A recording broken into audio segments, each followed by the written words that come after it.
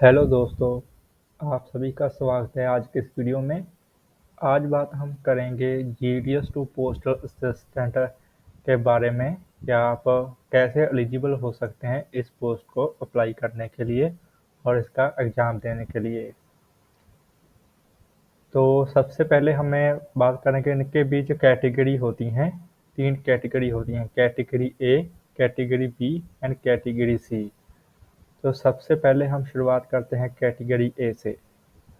अगर आपको category A में आना है तो आपको 3 साल पोस्टमैन की जगह पर काम करना होगा। पोस्टमैन आप लग सकते हैं, डायरेक्ट भर्ती से भी लग सकते हैं, जैसे कि CHSL के एग्ज़ाम के बाद आपको पोस्टमैन लगाया जा सकता है, तो आप डायरेक्ट 3 साल के बाद पोस्टल असिस्टेंट का एग्ज़ाम दे सकते हैं। और आप यदि MTS हैं तो आपको 5 साल MTS की पोस्ट पर काम करना होगा, तब जाकर आप PA का पेपर दे सकते हैं। MTS भी आप डायरेक्ट भर्ती से भी बन सकते हैं, जैसे कि SSC MTS एग्ज़ाम। और आप जैसे कि आप 2 साल के बाद MTS की जॉब से पोस्टमैन की प्रमोशन ले लिया, तो आपको MTS एंड पोस्टमैन दोनों का मिलाकर 5 साल होने चाहिए, तभी आप PA के एग्ज़ाम के लिए कैटेगरी ए में आएंगे। और अगर हम जीडीएस की बात करें तो जैसे हमको पता है पोस्टमैन बनने के लिए जीडीएस को 5 साल लगते हैं, तो 5 और 3 मिलाकर 8 साल हमको लग जाएंगे कैटेगरी ए में आने के लिए जीडीएस को पोस्टमैन के थ्रू। और हमको ये भी पता है कि जीडीएस से एमटीएस बनने के लिए 3 साल लगते हैं और आगे 5 साल ये हो गए। तो अगर हम एमटीएस बनकर भी पीए बनना चाहते हैं तो भी हमें 8 साल लग जाएंगे कैटेगरी ए में आने में।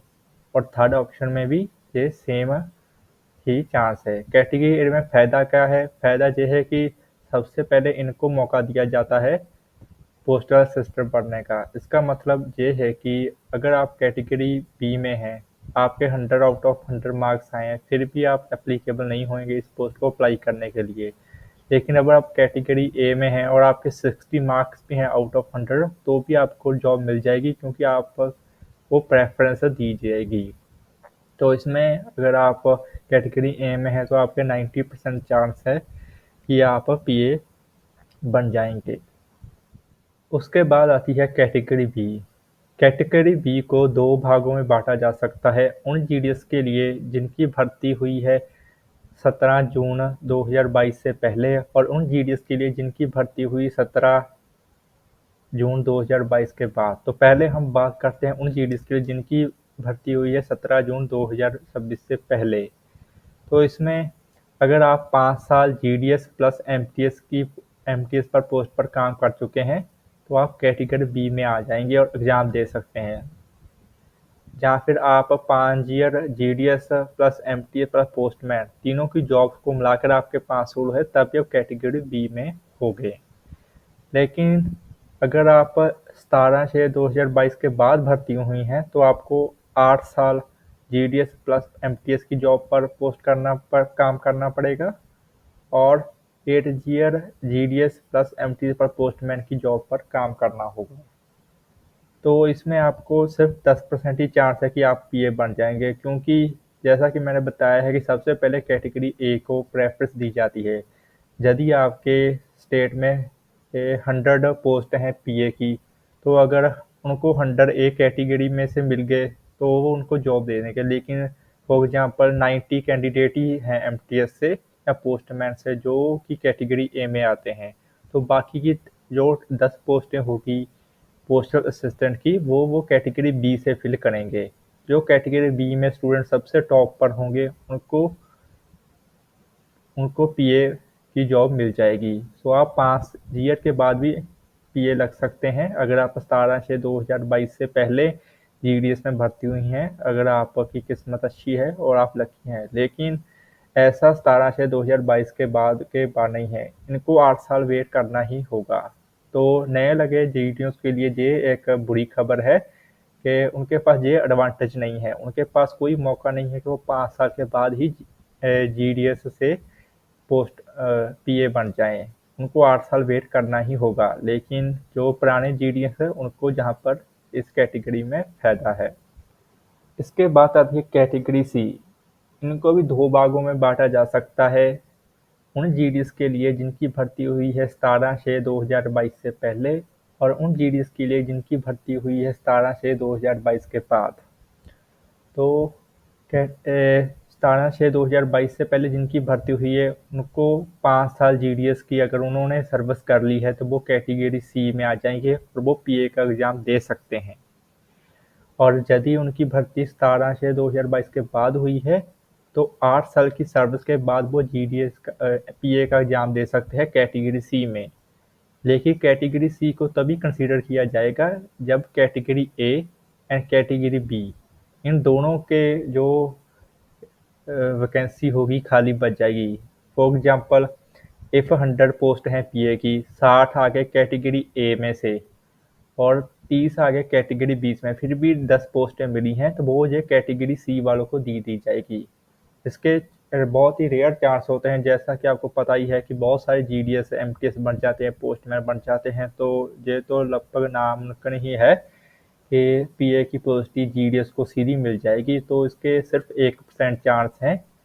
लेकिन जैसे कि नॉर्थ ईस्ट की स्टेट होगी, मणिपुर, मेघालय, तो ऐसी स्टेटों में आप जीडीएस से सीधा पोस्ट असिस्टेंट पढ़ सकते हैं। जम्मू कश्मीर में भी देखा गया है कि सीधे पोस्ट असिस्टेंट बन सकते हैं जीडीएस से, क्योंकि वहाँ पर पोस्ट एमटीएस एंड पोस्टमैन की इतनी पोस्ट नहीं है। लेकिन इनके अलावा बाकी स्टेट्स होगी जहाँ पर ऐसा कोई खास समाधान नहीं है, वहाँ पर कैटेगरी सी से पोस्ट असिस्ट बनना काफ़ी मुश्किल है।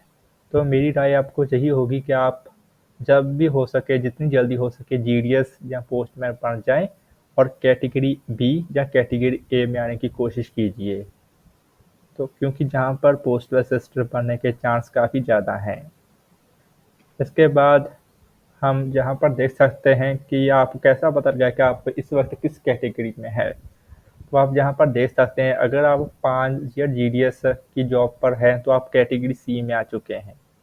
लेकिन अगर आपने उसी 5 ईयर में 4 साल जीडीएस की जॉब की है लेकिन 1 साल में एमटीएस की जॉब की है तो आप कैटेगरी बी में आएंगे। अगर 3 साल जीडीएस की जॉब की है, 2 साल एमटीएस की जॉब की है, तो भी आप कैटेगरी बी में होंगे। 3 ईयर जीडीएस और 3 साल एमटीएस तो भी आप बी में होंगे। अगर 3 साल जीडीएस और 4 साल एमटीएस फिर भी आप बी कैटेगरी में हो गए। लेकिन आपने 3 साल जीडीएस एंड 5 साल एमटीएस की जॉब कर दी है तो कुल मिलाकर 8 साल हो जाएंगे और आप कैटेगरी ए में आ जाएंगे। उसी तरह अगर 5 साल जीडीएस और 1 साल पोस्टमैन बनते हैं तो आप कैटेगरी बी में होंगे। अगर 5 साल जीडीएस एंड 2 साल पोस्टमैन होंगे तभी भी आप कैटेगरी बी में होंगे। लेकिन आप 5 साल जीडीएस और 3 साल पोस्टमैन बन जाते हैं तो आपके 8 साल हो जाए कैटेगरी ए में आ जाएंगे। ये है 17/6/2022 से पहले जो जीडीएस भर्ती है उनके लिए। अब बात करते हैं जिनकी भर्ती 17/6/2022 के बाद हुई है। अगर आप 8 साल जीडीएस की जॉब पर हैं तो आप कैटेगरी सी में होंगे। अगर आप 4 साल जीडीएस और 1 साल एमटीएस की जॉब पर हैं तो कैटेगरी बी में होंगे। 3 साल जीडीएस और 2 साल एमटीएस की जॉब पर होंगे तो कैटेगरी बी। 3 साल जीडीएस और 3 साल एमटीएस तो कैटेगरी बी। 3 साल जीडीएस और 4 साल एमटीएस तो कैटेगरी बी। और 3 साल जीडीएस और 5 ईयर एमटीएस तो आप 8 ईयर पूरे हो जाएंगे और आप कैटेगरी ए में आ जाएंगे। उसी जगह 5 ईयर जीडीएस और 1 ईयर पोस्टमैन तो category B. 5 year GDS and 2 year postman तो कैटेगरी बी। 5 ईयर जीडीएस और 3 ईयर पोस्टमैन कैटेगरी ए। तो कुल मिलाकर सारांश अपन ये निकाल सकते हैं कि अगर आपको कैटेगरी ए या कैटेगरी ए में आना है तो आपको पोस्टमैन या एमटीएस का प्रमोशन पहले लेना होगा। आप सीधे जीडीएस में कितने भी साल काम कर लीजिए, आप कभी भी कैटेगरी ए में नहीं आ पाएंगे, ना ही आप कैटेगरी बी में आ पाएंगे। आप अपनी सारी उम्र कैटेगरी सी में ही गुजार देंगे, जहाँ पर पोस्टल असिस्टेंट बनने के चांस बहुत ही कम हैं।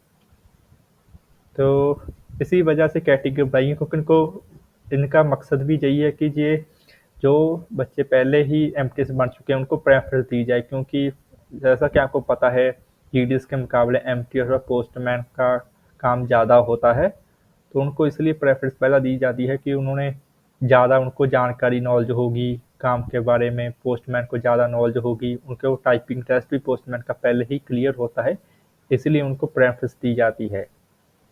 तो इसी वजह से ये कैटेगरी बनाई गई हैं कि जो स्टूडेंट पहले ही एग्ज़ाम क्लियर कर चुका है, उनको ज़्यादा प्रेफ़रेंस दी जाती है, और जो सिर्फ़ अभी जीडीएस लगे हैं, जिन्होंने कोई भी एग्ज़ाम पास नहीं किया है, सीधा जीडीएस से पोस्टल असिस्टेंट बनना चाहते हैं, उनके लिए इन्होंने थोड़ा-सा जो रास्ता है वो डिफ़िकल्ट किया है, और इन्होंने मजबूर किया है कि आप पहले एमटीएस बनें, फिर पोस्टमैन बनें और फिर जाकर पोस्टल असिस्टेंट बनें।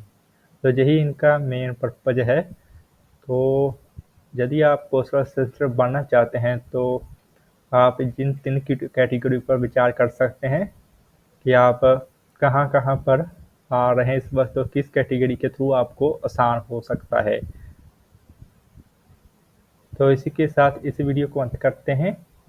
अगर आपको ये वीडियो अच्छा लगा तो आप इस वीडियो को लाइक कीजिए एंड सब्सक्राइब कीजिए, और अगर यदि आपको इस पोस्ट के बारे में और कोई डाउट है कि कैटेगरी कैसे कैटेगराइज होती हैं, तो आप मुझे कमेंट करके इसके बारे में पूछ सकते हैं।